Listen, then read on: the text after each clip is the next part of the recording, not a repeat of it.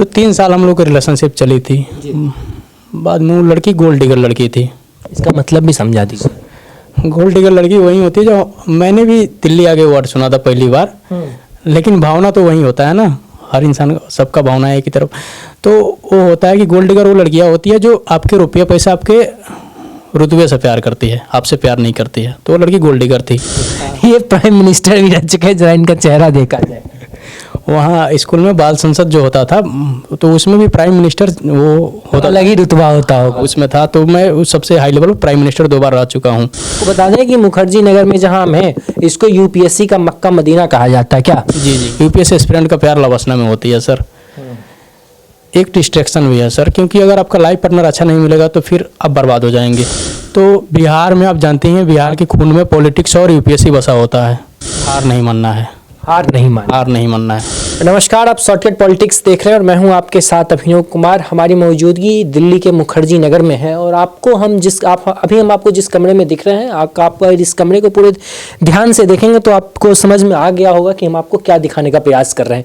ये कमरा, ये छोटा सा कमरा, ये यूपीएससी के तैयारी करने वाले छात्रों का ये कमरा है, जिसे आप देखेंगे तो आपको अनुभूति हो जाएगी कि यूपीएससी कितना कठिन परीक्षा होता है और यूपीएससी का परीक्षा भी आने वाला है। इसको लेके छात्रों की क्या तैयारी है, ये छोटे से कमरे में बैठ के ये लोग लगातार पढ़ाई कर रहे हैं। हमारे साथ 2 छात्र आपको दिख रहे हैं हमारे फ्रेम में, जो दोनों इस बार यूपीएससी का एग्जाम देने वाले हैं। जरा इनसे हम समझने का प्रयास करते हैं कि ये लोग यूपीएससी का प्रिपरेशन करते हुए और इनका क्या कहानी है, क्यों यूपीएससी का प्रिपरेशन कर रहे हैं, कितना कुछ संघर्ष रहा है और कहां से आते हैं, और यूपीएससी की तैयारी करने का मोटिवेशन कहां से मिला, और जो लोग यूपीएससी का प्रिपरेशन करना चाहते हैं उनके लिए ये क्या कुछ कहना चाहते हैं, और इसमें कितना संघर्ष है, कितना लंबा संघर्ष है। यूपीएससी जिन लोगों का सपना होता है कि यूपीएससी का प्रिपरेशन करके हैं कि अफसर बनेंगे, खासतौर पर ग्रामीण क्षेत्र के जो लोग होते हैं, उनके अंदर ये जज्बा होता है कि हम भी एक बार यूपीएससी का परीक्षा देंगे और सिविल सर्विस में जाके देश का सेवा करेंगे। क्या इनके पीछे की क्या कहानी, पहले तो सबसे पहले माइक इनके हवाले और इनसे जरा समझने का प्रयास, इत्मीनान से जरा सुनने और आपको भी सुनाने का प्रयास करते हैं कि इनका क्या कुछ कहानी है। सबसे पहले तो बताइए, क्या नाम हुआ?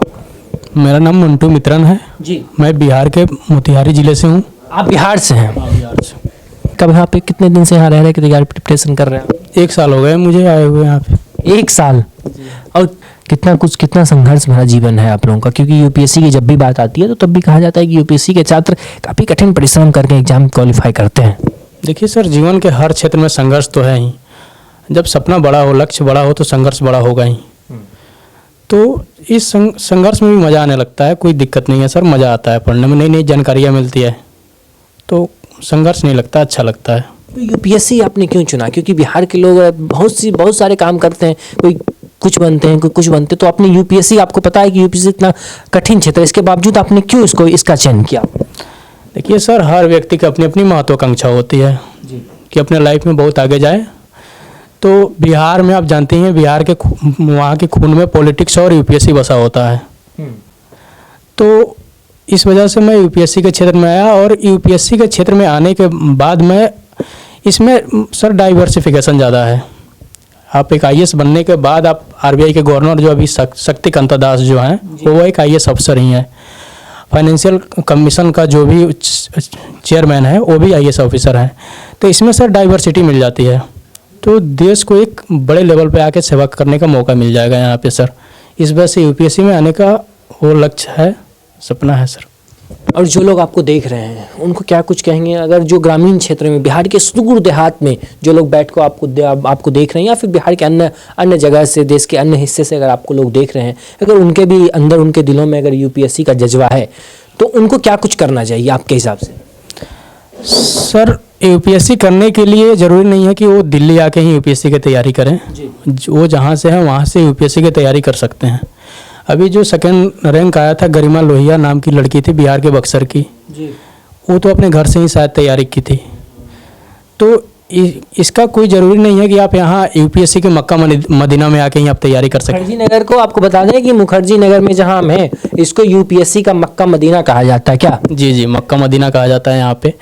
तो ये ज़रूरी नहीं है कि आफ्टर पेंडेमिक कोरोना के बाद सर हर चीज़ बदल चुका है, एजुकेशन क्षेत्र में रेवोल्यूशन आ चुका है। आप चाहें तो घर पे ही तैयारी कर सकते हैं, घर पे ही पेन ड्राइव कोर्सेज ले सकते हैं। यदि आपका फाइनेंशियल स्थिति ठीक नहीं है तो आप टेलीग्राम के सहारा ले सकते हैं, यूट्यूब का सहारा ले सकते हैं। टेलीग्राम पे हर टीचर का लेक्चर अवेलेबल है, बस वहाँ से आप तैयारी कीजिए। बस ये होना चाहिए कि सर हार नहीं मानना है, हार नहीं मानना है, ये जज्बा होना चाहिए। और आपके घर परिवार से कैसा सपोर्ट मिल रहा है, क्या कुछ रहा वहाँ का? मैं अपने फैमिली में, मेरे 2 बड़े बहन हैं, एक भाई हैं मेरे, तो वो लोग सब हमसे बड़े हैं, मैं सबसे छोटा हूँ। तो फैमिली में सबका सपोर्ट रहता है। ज़्यादातर मम्मी का सपोर्ट सबसे ज़्यादा रहता है, पापा का भी सपोर्ट रहता है, भैया का सपोर्ट, सबका सपोर्ट रहता है। हाँ सर। तो जब यहाँ आप आए हैं प्रिपरेशन करने के लिए, तो अब क्या चाह रहे हैं? यहाँ के लोगों का कैसा सपोर्ट मिल रहा है? आप जहाँ से पढ़ रहे हैं वहाँ पे आपके जो साथी होंगे उनका कैसा सपोर्ट है? क्योंकि ये भी एक बहुत बड़ा मायने रखता है, खासतौर प्लस पॉइंट होता है। जब आप किसी अन्य शहर में होते हैं वहाँ पे आपका कोई नहीं होता है, वहाँ पे आपका साथी ही सबसे बड़ा पूंजी होती है आपके लिए। तो उनका कैसा सहयोग है और शिक्षकों का कैसा सहयोग है? सर हम छोटे शहर के लोग जब बड़े महानगर में आते हैं तो हम लोग की सबसे बड़ी चुनौती ये होती है सर, यहाँ अजनबीपन और अकेलापन। इससे बहुत सारे लड़कों को मैं देखा हूँ कि वो डिप्रेशन में चले जाते हैं। देन मेरा साथ वैसा नहीं है सर। मेरे 2-3 दोस्त हैं, ज़्यादा दोस्त नहीं है, 2-3 दोस्त हैं, तीनों अच्छे दोस्त हैं। एक तो वही मेरा जो रूममेट है, ये मेरा अच्छा दोस्त है। 1-2 और दोस्त हैं, इन लोग से जब भी थोड़ा सा बोरियत फील होती है तो इन लोग से थोड़ा बात कर लेते हैं तो ठीक रहता है, कन्विंस भी हो जाते हैं। उसके अलावा नेशनल इंटरनेशनल मुद्दे पर चर्चा हो जाती है, अपनी तैयारी का रिवीजन भी हो जाता है, देन थोड़ा इंटरटेनमेंट भी हो जाता है। जीवन के किस दौर में लगा, किस हिस्से में लगा कि नहीं अब हमें यूपीएससी करना चाहिए और यूपीएससी करने के बाद हमें देश की सेवा करना है, या फिर आपके अंदर कुछ और जज्बा होगा? ऐसे लगा कि जीवन के किस हिस्से से आपको लगा? देखिए सर, मैं बात सीधी सीधी कहना चाहूँगा। मुझे शुरुआत में आईएएस बनने का कोई सपना नहीं था, मुझे पॉलिटिशियन बनना था। बिहार के, क्योंकि राजनीति वहाँ खून में ही पॉलिटिक्स होता है। देन मैं वहाँ अपने स्कूल में बाल संसद का प्राइम मिनिस्टर भी रह चुका हूँ 2 बार। आप ये प्राइम मिनिस्टर भी रह चुके हैं, जरा इनका चेहरा देखा जाए। वहाँ स्कूल में बाल संसद जो होता था तो उसमें भी प्राइम मिनिस्टर वो होता, अलग ही रुतबा होता होगा उसमें था। तो मैं उस सबसे हाई लेवल प्राइम मिनिस्टर 2 बार रह चुका हूँ। तो मुझे पॉलिटिक्स में ज़्यादा रुचि थी। बट सर मैं अपनी फैमिली का वो देखते हुए, मैं मिडिल क्लास फैमिली का लड़का हूँ। पॉलिटिक्स में जाने के लिए सर नेपोटिज्म बहुत बड़ा इसमें वो रहता है, भाई भतीजावाद। मेरे फैमिली में दूर दूर तक रिश्तेदार में भी कोई पॉलिटिक्स में नहीं है। तो सर पॉलिटिक्स के अलावा अगर आपकी मानसिकता सही है, आपका नियत सही है, अगर आप देश का सेवा सच्चे दिल से करना चाहते हैं तो पॉलिटिक्स के अलावा विस्तृत क्षेत्र से आप आईएएस बन के ही सेवा कर सकते हैं। और तरीके हैं सेवा करने का सर। तो महत्वाकांक्षा है सर आईएएस बनने का। आईएएस बनने का महत्वाकांक्षा है। और जो लोग अभी तत्काल में यूपीएससी का प्रिपरेशन करने के लिए घर से निकलेंगे, अब जैसे मार्च अप्रैल के बाद कुछ लोग दिल्ली में आएंगे और अपने आने वाले भविष्य के बारे में कुछ सोचेंगे और आगे का रास्ता तय करेंगे, तो उनके लिए आपके हिसाब से क्या सलाह है? उनको क्या पहले क्या करना चाहिए? देखिए सर, एक कॉस्टली शहर है जी। यहाँ 10 से 12 हज़ार का महीना खर्च होता है हम लोग का। किस प्रकार से 10 से 12 हज़ार, वो भी विवरण? क्योंकि सर यहाँ रूम भी बहुत महंगा है। ये जो रूम आपका दिख रहा है छोटा सा रूम, ये छोटा सा रूम 8 हज़ार का है। उसके बाद खाना, बुक वगैरह हर तरह के खर्चा लेके 10-12 हज़ार तक महीना पड़ जाते हैं इसमें। तो मैं जो गांव के लड़के हैं, छोटे फैमिली के लड़के हैं, तो उन लोगों से मैं सबसे पहले यही कहना चाहूँगा कि भाई आप लोग गांव में ही एनसीईआरटी 6 से 12 तक उसको पहले पूरा कर लो, गांव से ही तैयारी करो। अगर देखो कि माहौल नहीं मिल पा रहा है, उस तरीके का माहौल नहीं है, तब आप आ जाओ दिल्ली। अगर क्षमता है, फाइनेंशियल सपोर्ट है अच्छा, तो आ जाओ। फाइनेंशियल सपोर्ट अगर उनका है, पारिवारिक संरचना उस प्रकार का है, तो वो आ सकते हैं। लेकिन आपके हिसाब से 10 से 12 हज़ार का खर्चा बैठने वाला है उस हिसाब से? जी, 10 से 12 हज़ार का खर्च बैठता है। और आपने ऑफ कैमरा आपसे बातचीत हो रही थी तो आपने एक बात का जिक्र किया था, मुझे लगता है कि वो ऑन कैमरा भी उस बात का जिक्र होना चाहिए। और जो लोग आपको देख रहे हैं, जो लोग आपको सुन रहे हैं, हम युवा, खासतौर पे हमारे उम्र के, आपके उम्र के जो युवा हैं, उनको उससे बहुत बेहतर सीख मिलनी चाहिए और सीख मिलेगी भी। वो घटना क्या है, मैं उसका जिक्र नहीं करूँगा, आप उसका जिक्र आप खुद करेंगे। सर मैं जब अपने होम टाउन में था जी, मोतिहारी रेलवे स्टेशन के बगल में ही मेरा घर है जी, और गांव मेरा हरसिद्धि के आसपास में पड़ेगा जी। तो मोतिहारी के बगल, मतलब मोतिहारी की एक लड़की थी, नाम तो नहीं लूँगा उनकी प्राइवेसी के, बिल्कुल किसी का नाम नहीं। हम लोग 3 साल चल रहा था, घर वाले सबको पता था जी। वो मतलब प्रिपरेशन जब मेरा सीयूटी का मैं भावुक हो रहा हूँ सर, माफ़ कीजिए। मैं समझ रहा हूँ, खासतौर पे जब भी इस प्रकार की बातें होती है और हम युवा खासतौर खुल के बात नहीं कर पाते हैं, क्योंकि हम जिस किसी इंसान से अगर हम मोहब्बत में होते हैं, प्यार में होते हैं, तो हमारे पास कहने के लिए वो लफ्ज़ नहीं होता है जिस बात को हम ऑन कैमरा हम बोल सकें। और जब भी इन्होंने जैसा कहा कि इनकी वो पारिवारिक संरचना थी, परिवार के हर किसी को पता था, हर चीज़ होने के बावजूद ये भावुक है अभी, इनको कि क्या कहें, इनको कुछ समझ में नहीं आ रहा है, क्योंकि जब भी इस प्रकार की कहानियाँ होती है तो हम खुल के इसको बोल नहीं पाते। अगर आप कंफर्टेबल हैं तो बात करते हैं। तो 3 साल हम लोग की रिलेशनशिप चली थी, बाद में वो लड़की गोल्ड डिगर लड़की थी। इसका मतलब भी समझा दीजिए। गोल्ड डिगर लड़की वही होती है जो, मैंने भी दिल्ली आगे वर्ड सुना था पहली बार, लेकिन भावना तो वही होता है ना, हर इंसान सबका भावना है एक ही तरफ। तो वो होता है कि गोल्ड डिगर वो लड़कियाँ होती है जो आपके रुपये पैसा, आपके रुतबे से प्यार करती है, आपसे प्यार नहीं करती है। तो वो लड़की गोल्ड डिगर थी। तो मैं यहाँ आया, पढ़ाई में टाइम देने लगा, तो उनका किसी और के साथ अफेयर हो चुका था। तो मैं भी ये बोलता था यार कोई नहीं यार प्लीज़, मतलब जो लड़का होता है गिड़गिड़ाता है, सब हुआ था मेरे साथ। लेकिन इस सब से बाहर निकलने के लिए मैं अपने दोस्त मनोज राठी को शुक्रिया अदा करूँगा। उन्होंने आपका मनोज राठी का मैं रीढ़ी हूँ इस मामले में, उन्होंने ही हमको इस चीज़ से बाहर निकाला है।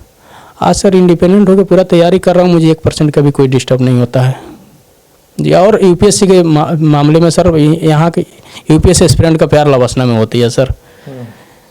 एक डिस्ट्रैक्शन भी है सर, क्योंकि अगर आपका लाइफ पार्टनर अच्छा नहीं मिलेगा तो फिर आप बर्बाद हो जाएंगे, क्योंकि 2 से 3 साल घर वाले 2 से 3 साल से ज़्यादा अफोर्ड नहीं कर सकते सर।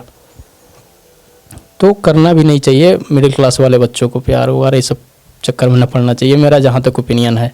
तो कहीं ये इस हिसाब से भी इसको देखा जाए कि कहीं वहाँ से फिर यूपीएससी करने का कोई ताल्लुक? नहीं, उससे बहुत पहले से मेरा यूपीएससी की तैयारी, मैं इलाहाबाद यूनिवर्सिटी से पढ़ा हुआ हूँ, तो वहाँ से ही मैं यूपीएससी की तैयारी कर रहा था। वो क्या करती थी उस समय? वो बस मोतिहारी में रहती थी। ऐसा हुआ था कि मोतिहारी में हिंदी लिटरेचर की एक टीचर का ज़रूरत था, हिंदी पढ़ाना था जी। तो मैं गया था उस कोचिंग में पढ़ाने, तो हमसे 2 क्लास जूनियर थी, तो वहीं पे उनसे हमको संपर्क हुआ था। प्यार तो प्यार जी। जो लोग आपको देख रहे हैं अगर वो भी इस प्रकार प्यार में हो, तो उनको आप क्या कुछ कहना चाहेंगे, संदेश क्या देना चाहेंगे? आपका तगड़ा एक्सपीरियंस रहा खासतौर पे। भाई सबसे बड़ा चीज़ है, आपको आईएएस अगर बनना है, कोई आईएएस या कोई भी बड़ा लक्ष्य है, तो सेक्रीफाइस करना होगा भाई जी। इस सब में पड़ जाएंगे तो फिर आप जीवन में आगे नहीं बढ़ पाएंगे, कुछ नहीं कर पाएंगे, क्योंकि आपका ज़िंदगी का आधा एनर्जी इसी में लग जाएगा, अपने गर्लफ्रेंड को मनाने, समझाने में, घुमाने फिराने में। तो फिर अपना 100% नहीं दे पाएंगे। यूपीएससी सर अपना 100% मांगता है, जब तक आप अपना 100% नहीं दे पाएंगे तब तक नहीं होएगा सर। इसमें कंपटीशन बहुत टफ कंपटीशन, हाँ, पूरे दुनिया का one of the top exam माना जाता है इसको, भारत का टॉप एग्ज़ाम तो है ही, तो सेक्रीफाइस तो करना होगा सर। मैं आपकी हिम्मत की दाद देता हूँ, मैं आपके आने वाले बेहतर भविष्य की मैं कल्पना भी करता हूँ, आपको शुभकामनाएं भी देता हूँ कि आप इस बार परीक्षा दें, और मैं ईश्वर से ये कामना करता हूँ कि आपका यूपीएससी निकले और आपके कंधे पे वो स्टार सजे और आप किसी बड़े जगह पे एक अफसर के पद पे बैठें। हमारी यही शुभकामनाएं, हमारे दर्शकों की तरफ से भी यही शुभकामनाएं, और मैं बार बार इस बात को कह रहा हूँ कि हमारी ये कामना है कि आप उस जगह पे जाएं जिससे आप देश और अपने समाज की सेवा कर पाएँ। खैर, आपको ये पूरी कहानी आपको कैसी लगी? आपको मैं एक छोटे से व्यक्ति का मैं एक कहानी दिखाने का प्रयास कर रहा था मुखर्जी नगर से दिल्ली के मुखर्जी नगर पे। आप दिल्ली के मुखर्जी नगर जब आएंगे तो आप सड़कों पे निकलेंगे तो आपको तमाम पर इस प्रकार की तमाम वो कहानियाँ आपको देखने को मिलेगी जो आप सुनेंगे तो आप स्तब्ध रह जाएंगे और आप एक बार सोचने पे मजबूर हो जाएंगे कि हम क्या देख रहे हैं। जो हम देखते हैं ऑन कैमरा जो देखते हैं या फिर हम जो आसपास के क्षेत्र में जो देखते हैं वो ऐसा कुछ होता नहीं हो। आप इनसे पहले जब मैं बात करता हूँ, ये हंसता मुस्कुराता चेहरा के पीछे एक बहुत बड़ी कहानी होती है जिसे सुनने के बाद आप सोचने पे मजबूर हो जाएंगे। एक बार इनकी कहानी आपको कैसी लगी हमें कमेंट में बताइएगा, और आप इनके लिए क्या कुछ कहना चाहते हैं, इनके बेहतर भविष्य के लिए आप क्या कुछ कहना चाहते हैं हमें कमेंट में बताइएगा। आपके कमेंट का इंतजार रहेगा। तो फिलहाल के लिए इतना ही, बाकी की तमाम खबरें देखते रहिए शॉर्टकट पॉलिटिक्स। धन्यवाद।